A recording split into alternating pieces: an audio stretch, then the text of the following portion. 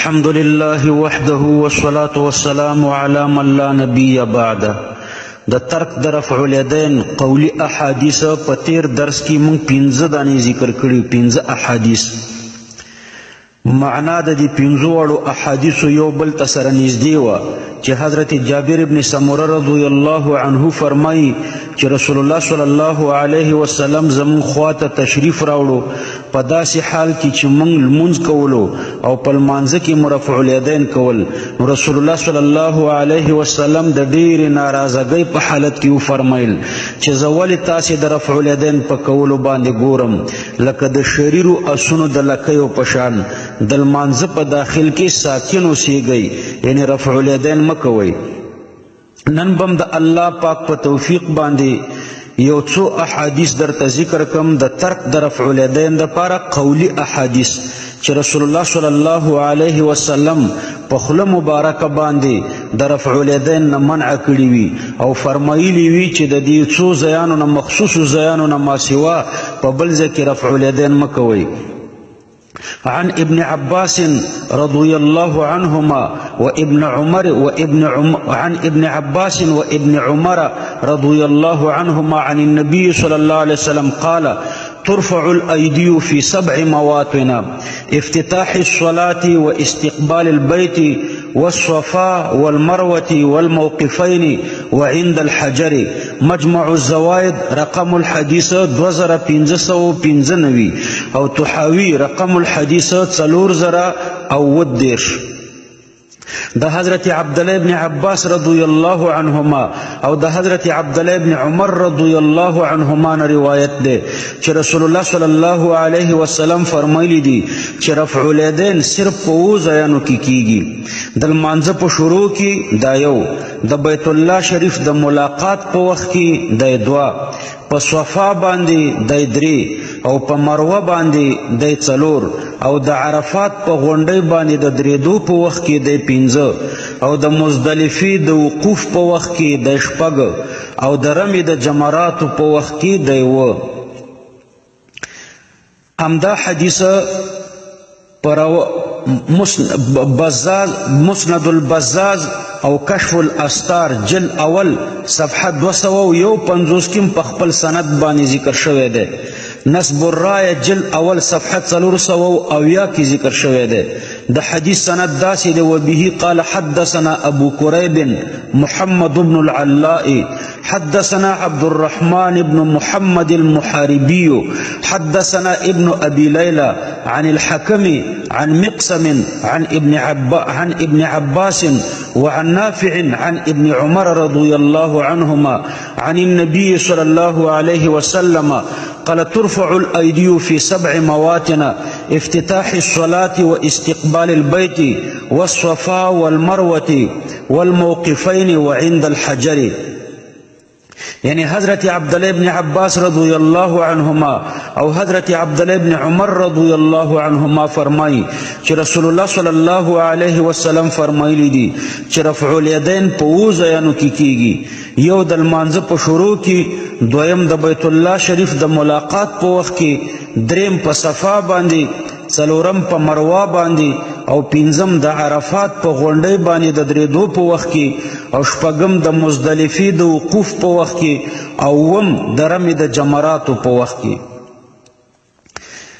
همدارنګه مجموع الزوائد رقم الحديث 5418 کې په بل سند باندې دا حدیث ذکر شوی دی. وبه قال حدثنا محمد بن عثمان بن ابي شيبه حدثنا محمد بن عمران بن ابي ليلى حدثنا ابي عن ابن ابي ليلى عن الحكم عن مقسم عن ابن عباس رضي الله عنهم عن النبي صلى الله عليه وسلم قال: لا ترفع الأيدي إلا في 7 مواطن: حين يفتتح الصلاة، وحين يدخل المسجد الحرام فينظر إلى البيت، وحين يقوم على الصفا، وحين يقوم على المروة، وحين يقف مع الناس عشية عرفة، وبجمع ومقامين حين يرمي الجمرة. نصب الراية جل اول صفحه 409. مجموع الزوائد رقم الحديث 5418. وقال الهيثمي رواه التبراني في الكبير والأوسط. عبدالله ابن عباس رضی الله عنهما فرمای چې رسول الله صلی الله علیه وسلم فرمایلی دي چې رفع الیدین به یوازې په دغه اوو ځایانو کې کیږي. یو د لمانځه په شروع کې، دویم د بیت الله شریف د ملاقات په وخت کې، دریم په صفا باندې، څلورم په مروه باندې، او شپږم پنځم په عرفات باندې، شپږم د مزدلفې د وقوف په وخت کې، او اووم د رمي د جمراتو په وخت کې. یو بل سند باندې څلورم سند، وبه قال حدثنا احمد بن شعيب ابو عبد الرحمن النسائي حدثنا عمرو بن يزيد ابو بريد الجرمي حدثنا سيف بن عبيد الله حدثنا ورقاء عن عطاء بن سائب عن سعيد بن جبير عن ابن عباس رضي الله عنهم أن النبي صلى الله عليه وسلم قال السجود على 7 أعضاء: اليدين والقدمين والركبتين والجبهة، ورفع الأيدي إذا رأيت البيت وعلى الصفا والمروة وبعرفة وعند رمي الجمار وإذا أقيمت الصلاة. رواه التبراني الكبير جلد اولس صفحة 358، نصب الراية جلد اول صفحة 309. یعنی د حضرت عبدالله ابن عباس رضی الله عنهما روایت ده چې رسول الله صلی الله علیه وسلم فرمایلی دي چې سجده په اوو اندامونو ده، په دواړو لاسونو، په دواړو قدمونو، په دواړو زنګنونو او په تندي باندې، او پورته کول د لاسونو یعنی رفع الیدین په هغه وخت کې دي چې کله د بیت الله ولیدلو، او په صفا باندې، او په مروه باندې، او په عرفات، او په وخت د رمي د جمراتو کې، او چې کله مانځه ته ودرېږي نو که د رکوع په وخت کې رفع الیدین په دین کې وی، په مانځه کې وی، نو پیغمبر علیه السلام به دا ورسره اتم کړی وی، نو اته به یې ذکر کړی وی، اووه به یې نه ذکر کولی، شپږ او اووه به یې نه ذکر کولی. په یو بل سند باندې هم دا حدیث روایت شوی دی. وبه قال حدثنا أبو بكر بن الحسن القاضي حدثنا أبو العباس محمد بن يعقوب أنبأنا الربيع بن سليمان أنبأنا الشافعي أنبأنا سعيد بن سالم عن ابن جريج قال حدثت عن مقسم عن ابن عباس عن النبي صلى الله عليه وسلم قال ترفع الأيدي في الصلاة وإذا رؤي البيت وعلى الصفا والمروة والموقفين وعشية عرفة وبجمع عند الحجرتين وعلى الميت. سنن الكبرى البهقي جلد 15 صفحة 2 نصب الراية جلد اول صفحة 300 او یو اویا. یعنی د حضرت عبدالله ابن عباس رضی الله عنهما روایت ده چې رسول الله صلی الله علیه وسلم فرمایلی دي چې رفع الیدین کولی شي په لمانځه کې د تکبیر تحریمه رفع الیدین، د بیت الله شریف د زیارت په وخت کې، او په صفا باندې، په مروه باندې، په عرفات کې، او د رمي د جمراتو په وخت کې، او په مړي باندې د جنازې د لمانځه په وخت کې.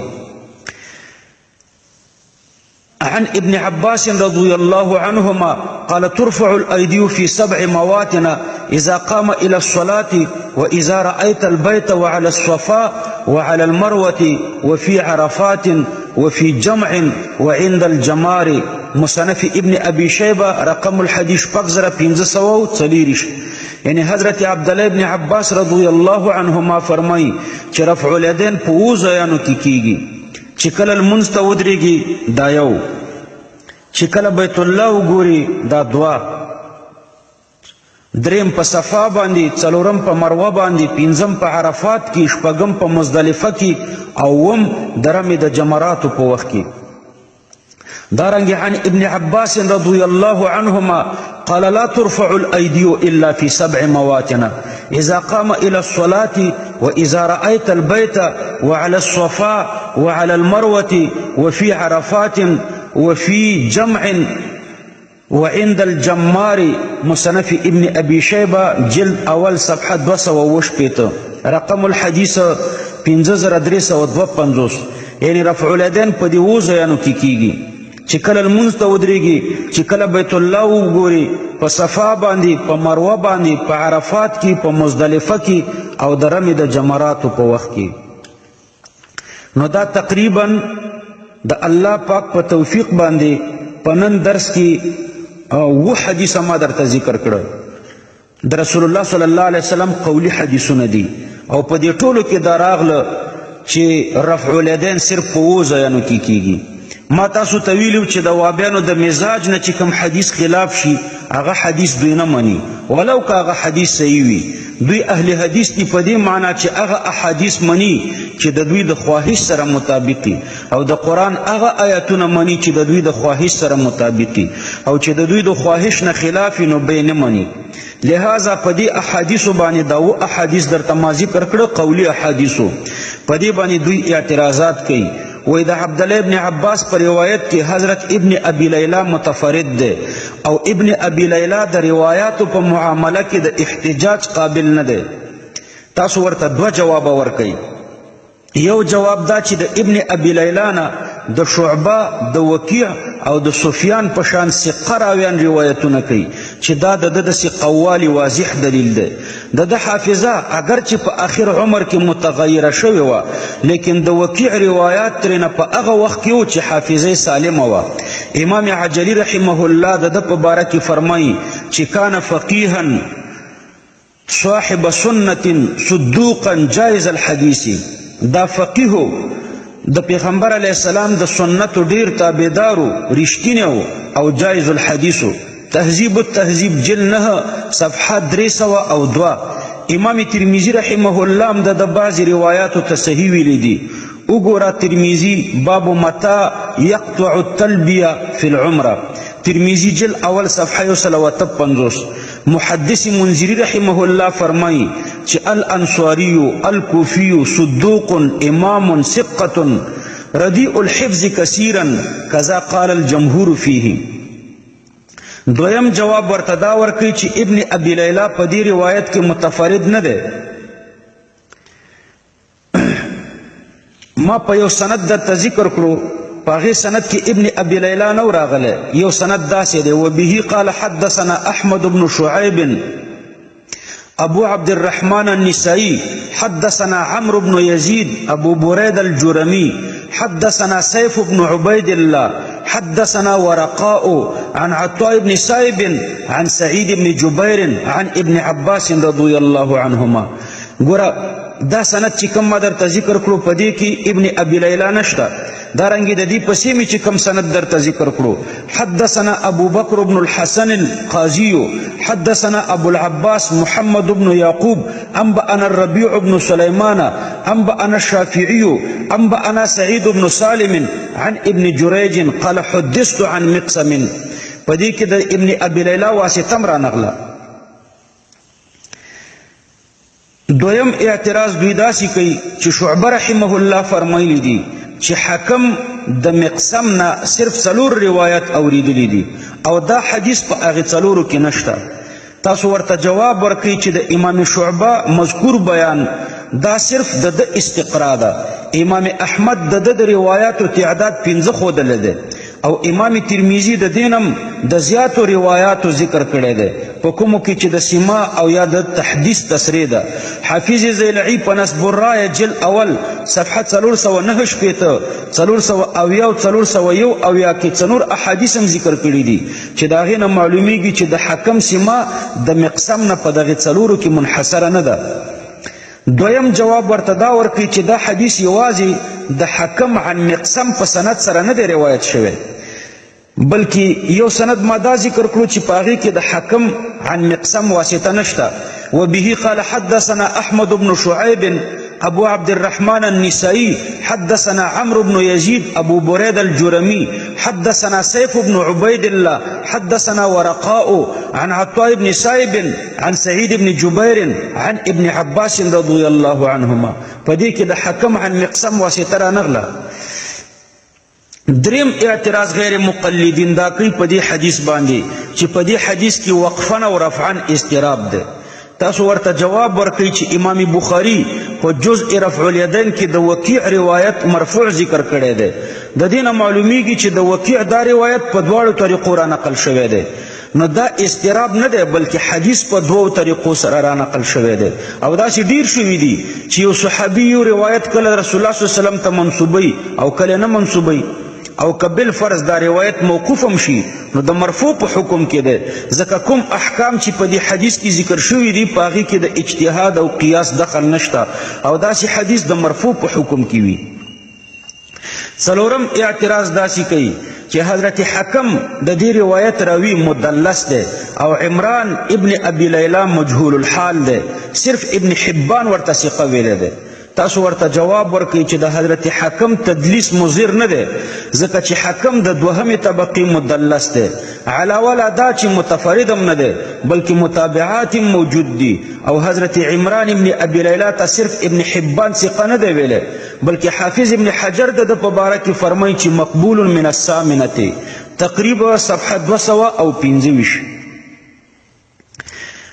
بل اعتراض دا وردیږي چې په دې روایتونو کې اختلاف دی، په بعضو کې د حصر جملې دي لا ترفع الايدي الا في 7 مواطن او په بعضو کې د حصر جملې نشته لکه د ترفع الايدي في 7 مواطن.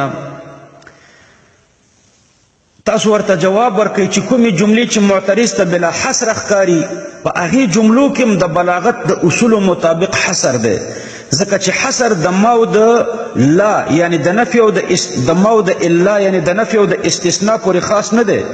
د دې لپاره نور هم ډېرې طریقې دي لکه تعریف د مسند او د مسند الیه او کله کله په مسند او مسند الیه کې یو معرفه او په بل کې د من یا د فی او یا د لام کلمه لکه الائمه من قریش، الحمد لله، الکرم فی العرب، دا ټول تعبیرات مفید د پاره د قصر دي. نو پلا ترفع الايدي الا في 7 مواطن او په ترفع الايدي في 7 مواطن په دې دواړو کې حصر دی.